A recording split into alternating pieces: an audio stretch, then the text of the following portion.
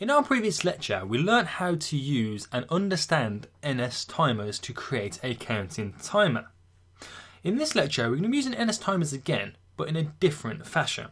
We're going to be using them to display information, and the information we're basically displaying is the current time and date set to our user's location.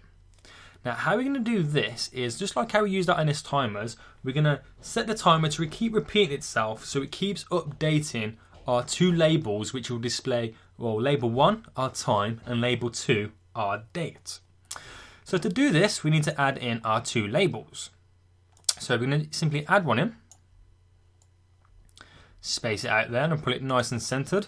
And then I'll just copy and paste it, so I've got two. I've made them big enough so you can clearly see the different ones displaying. And then what we're going to do is bring up our assistant editor, making sure it's selected on our viewcontroller.h. And just after our UI view controller, we create our parentheses brackets there to add in our variable of our NS timer. And we simply space, asterisk, and simply name it timer, and that with a semicolon. Okay, so we've got our NS timer in, we've called it timer. Now we're going to create the two outlets for these labels.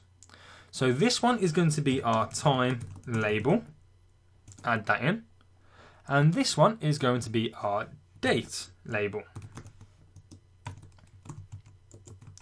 And then add that one in. So we've got the two outlets on there so we can display our time and date within these labels. So we can now jump into our viewcontroller.m where we can now code it. So in our previous lecture, we triggered our NS timer with a button.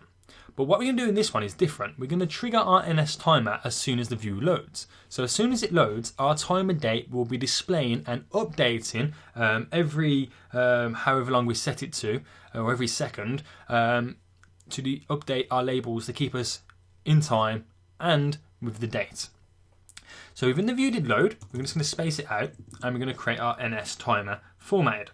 So the name of our timer, which is timer, space equals space, and then we're going to do bracket NS timer space scheduled timer with time interval. We need the one with the target selector and user info and repeats.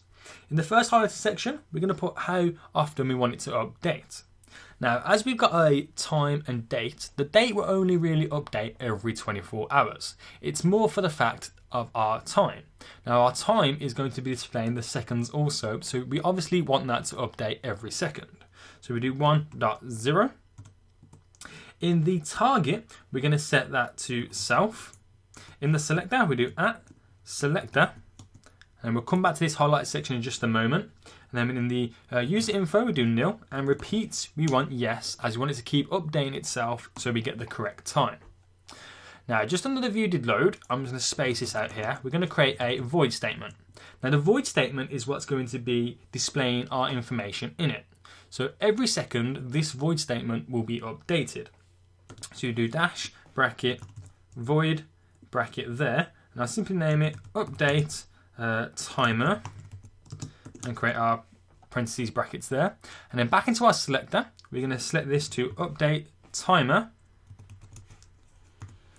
The void statement we just created, so it knows it's this one it's updating. So in this void statement, we're going to trigger our labels to display the time and date. And obviously, as it keeps getting updated, it's going to refresh our labels and display the new time and date. So how we do this then is we're going to type in our NS date formatter. There we go. Space asterisk, and I simply name this formatter, nice and simple. Space equals space, our two brackets. And it's going to be our NS date formatter again. We need to allocate it with a bracket there, and then we do space in it. So we've located our NS date formatter. We can now use it within this sentence. So we do bracket, and the name of what we shortened it down to, which is formatter, space set date format. So we need the top one there to our string. So we do an @ two quotation marks, and then have a bracket and a semicolon. Now, whatever we place within this two quotation marks is the format in which it's going to display. So as we want this one to display our time, we do hour, colon, minute, colon, second, colon. So that's how you display the time. So you could do to have it just hour, and minute, or maybe you could just want it minute, and seconds. It's entirely up to you how you want to display the time. But it reads that from the set date format, from the format of the date, and it says, okay, this is a time format, so it would display the time in how we set it. And then once you've done that, we then need to display that within our label. So we do self.time label is what we're using, .text, as we changing the attribute of our text in our label. The space equals space, a bracket, our formatter, string from date, which is the top, bottom one here, sorry. And in the highlighted section here, we do our bracket, ns date, space, date at the top there, and that with our 2 brackets and our semicolon. Now we'll do our date one in just a moment, but we're going to test and make sure this is working. So we go to build and run. And as you can see there, as soon as it loads up, it displays it now into our first label with the correct time, as you can see. And it's updating every second, so our seconds now start to climb. Okay, so we've got that, and now we're ready to place in the ability to do our date. So what we're going to do is copy this and just paste it underneath. Now there's a few things we need to change. Now the thing we need to change the most is our formatter. So what we can simply do is call this formatter2. So if we change this formatter2 in both of these 3 lines, so it reads a different NSDate formatter. And then what we need to do is also change the label it's reading it to. So instead of our time, this will be our date label, and the format it's reading within our NS string here. So what we need to do now is in capitals y dash mm dash and a little dd. Okay, so that is the date format. So you can rearrange these however you like. It reads the 4 Y's as the year, which will display the year, the 2 M's as the month, and the 2 D's as the date.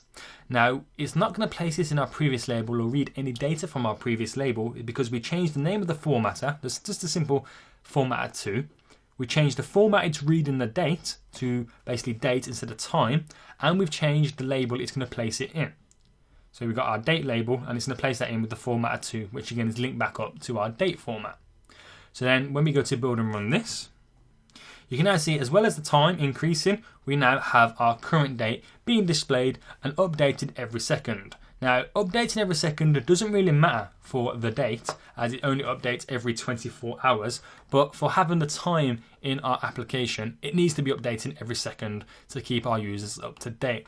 So this is a brilliant way and how we can take NS timers and display useful information such as time and date. It's a nice brilliant thing to add in your applications to keep your users basically up to date and feel like, you know, they're not just in a application, but they're getting other information from external sources and be able to like tell the time or even the date just simply from your application by having a quick glance at somewhere on the screen. So this is a brilliant example of NS timers, and we talk about NS timers more in depth when we go on to create small little games further on in the course.